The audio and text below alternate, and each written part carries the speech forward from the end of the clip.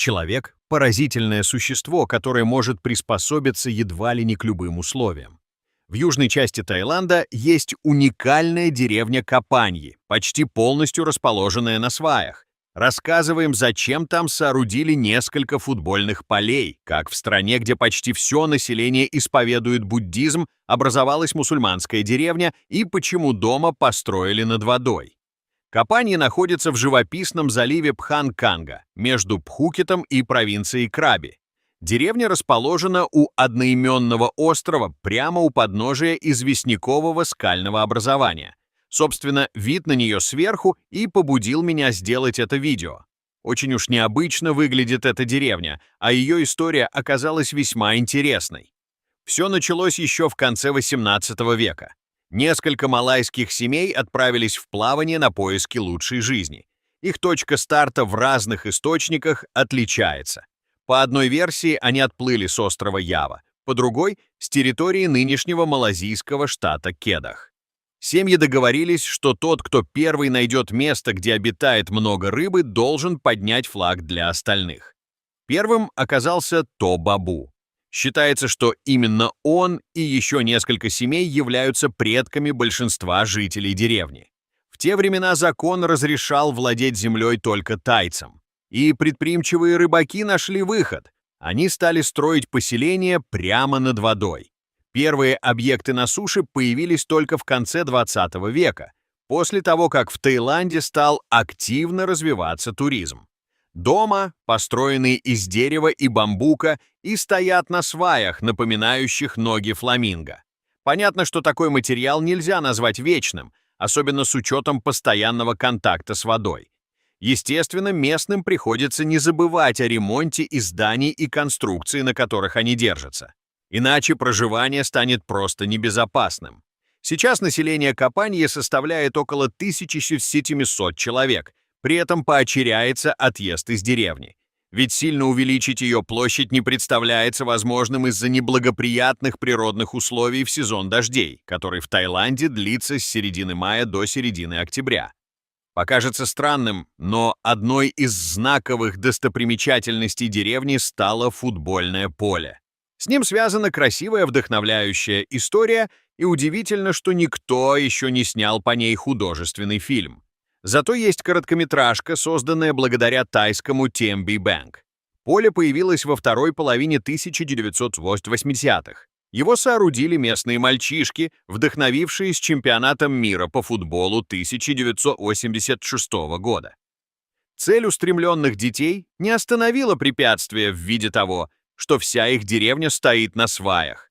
Они хотели играть во что бы то ни стало. Взрослые в затею маленьких энтузиастов не верили.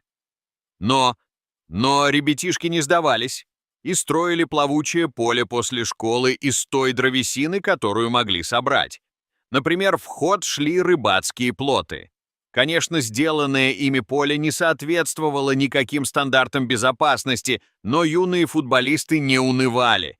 Все, что им мешало играть, они воспринимали как возможность улучшить контроль над мячом. Однажды с материковой части страны в деревню попал плакат, рассказывающий о школьном чемпионате по футболу Южного Таиланда. Ребята решили участвовать в нем, и взрослые, которые к тому времени уже убедились в серьезности их намерений, помогли с приобретением формы. Футболисты из Капани добрались до полуфинала. Во время матча лил сильный дождь, и после первого тайма они проигрывали со счетом 2-0. На вторую часть игры мальчишки вышли босиком, чтобы промокшая обувь не мешала. Кроме того, бегать так им было гораздо привычнее. Им удалось равнять счет, но соперник в итоге вырвал победу в последние минуты матча. Ребята из Капаньи потом взяли себя в руки и выиграли матч за третье место.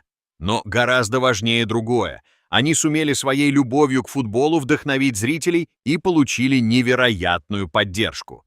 К 2011 году Панья ФС являлся одним из самых успешных молодежных футбольных клубов Южного Таиланда, а мальчики, которые построили поле в 1986 году, теперь уже взрослые мужчины, давшие невероятную мотивацию новым поколениям.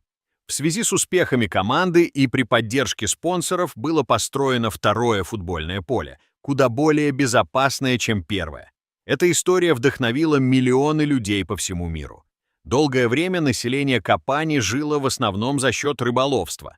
В конце 20-го столетия полученного дохода перестало хватать, и местный почтальон предложил зарабатывать еще и при помощи туризма.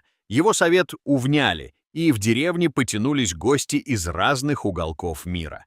Так в Капании появились ресторанчики с тайской и западной кухней и сувенирной лавки. Роскошных отелей вы здесь не найдете, зато можно остановиться в специально построенном для туристов бунгало. Помимо радости для гостей, в деревне есть и все необходимое для постоянных жителей.